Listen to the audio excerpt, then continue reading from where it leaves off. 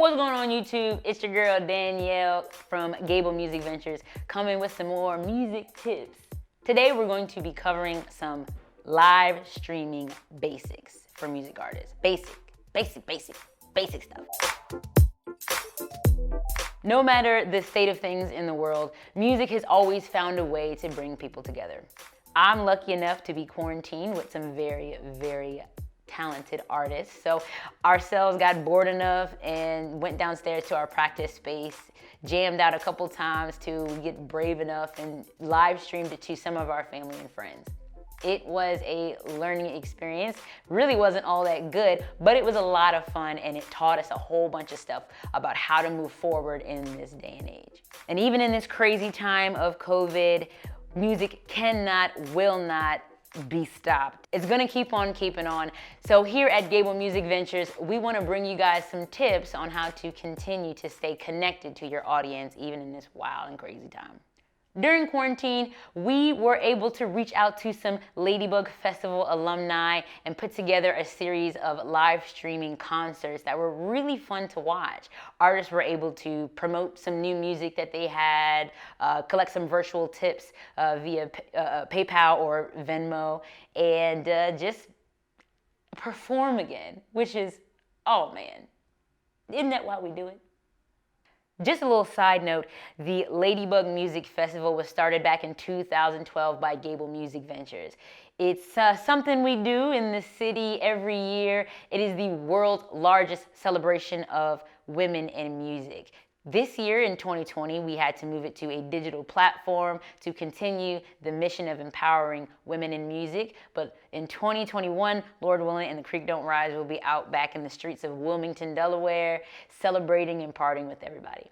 We have some recap videos from 2019 and some previous years. So if that's something that you're interested in, then go ahead and check them out. They're right here on the page. Now, just a heads up, this is a video for beginners, basic pumpkin spice latte, basic information about how to start live streaming. We're not doing full band, full studio stuff. You go in there, there's multiple camera guys, there's a sound engineer. He comes over with the little string and hits the snare to the mic stand and gets a perfect triangle of sound. We're not doing that. This is more for acoustic sets, for broken down stuff, just to get something watchable and the audio nice enough where people can be entertained without feeling like their eardrums are being bombarded. The goal of today is just to start and just to have something palatable. This is for beginners and for fun. After organizing a couple different live stream series and performing in some with my band myself, I realized that this is a really easy thing for an artist to overlook. The first live stream we did was for our college radio station. I had checked out all the bands that were on the lineup, and I was really excited to see the artist that was performing in front of us. She was this real cool, like shoegazy, bedroom pop kind of girl. I was pumped to see what she had going on. But when it was her turn, she lagged the entire time. It got so bad to the point that she was kind of stuck in this like open mouth, open chord screen until they ended up cutting her set early and letting us go on. You don't want to do that. You don't want to be that person. Please, for the love of God, make sure that your internet connection in whatever room or whatever place that you're going to be doing your live streams from is going to be good. You're going to have a good connection. We're talking about live streaming, people, not pre-recorded performances. So you're going to want your internet connection to be booming, boo. There's nothing worse than jamming out to your song, you're vibing, your eyes are closed, you're doing all this, doing all that. You look down and your feed ended prematurely because your internet connection is. For the love of the algorithm gods, please check your internet connection, your Wi-Fi in that room. Here's a little quick tip. If you're using a desktop or a laptop, connect your router directly into your device because it'll actually make your Wi-Fi a lot smoother and sweeter and just all around chef's kiss better. Now, like I said before, this is a very basic video and a very, geared towards beginners type of video. That's not to say that you can't have good sound. When we did the 2020 Ladybug Music Festival digitally, we had artists like Katie Tunstall and Lauren Ruth Ward do beautiful, wonderful acoustic, unplugged sets in their closets. Yeah, their closets. You don't need a whole soundboard and all this software and hardware to make a good sound. That's not to say that they're not worth looking into, but for the purpose and the sake of this video, I'm gonna have to tell you, just paying attention to whatever room that you're gonna be in and how sound carries in that room can make a world of difference.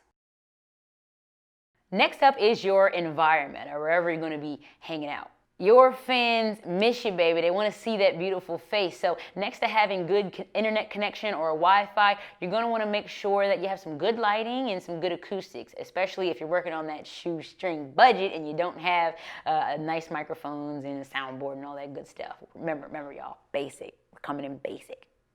For lighting, you don't really need to buy one of those fancy ring lights or, all this crazy equipment. Some of the best lighting I've ever had was from Mr. Sun. You're gonna wanna sit right in front of the window. If you don't quite know what that's gonna look like, honestly, you could just take your cell phone, use the front-facing camera, and just kind of do this until, your face lights up and you look wonderful. Never ever position yourself where the light is behind you. You never wanna be in front of a window facing away from the window. What that does is create a silhouette and then people aren't gonna be able to see you. They wanna see you, you're beautiful. Also, some Christmas lights or maybe some streamers in the background. Although they're not necessary, they do go a long way and your viewers will be very grateful for the extra effort. Also, pay attention to your background. A lot of people like to shoot from their bedroom. That's where the magic happens. That's where they create all the wonderful music. So I get it, it makes sense. But you're essentially having company over. So clean your room, man. Just clean it. Nobody wants to see your junky room. You haven't had people over in a long time, I know, because it's, because we're going through quarantine, but clean it like you're gonna have company coming over. If you have roommates or you live with your partner or your parents, which is totally fine, let them know when you're gonna be doing your live stream, from when to when, whenever, so they know not to bother you. Feed your cat, take your dog on a walk so she's not barking at you while you're, jamming and doing your thing. You don't wanna be interrupted by any kind of outside sources, so taking care of your, family and friends and your pets and your fur babies is gonna go a long way. Just a little quick tip, if you're shooting on one of your devices, be sure to turn it on silent. There's nothing worse than getting extra bings and dings and pings while you're singing your song. You don't want those coming in. One time we had a performer go through an entire song before they looked at the comments and realized that they had another browser up and all we could hear was their podcast that they were listening to. So be sure to close all your browsers too. The only thing you want up is your stream. That's the only thing you want going on.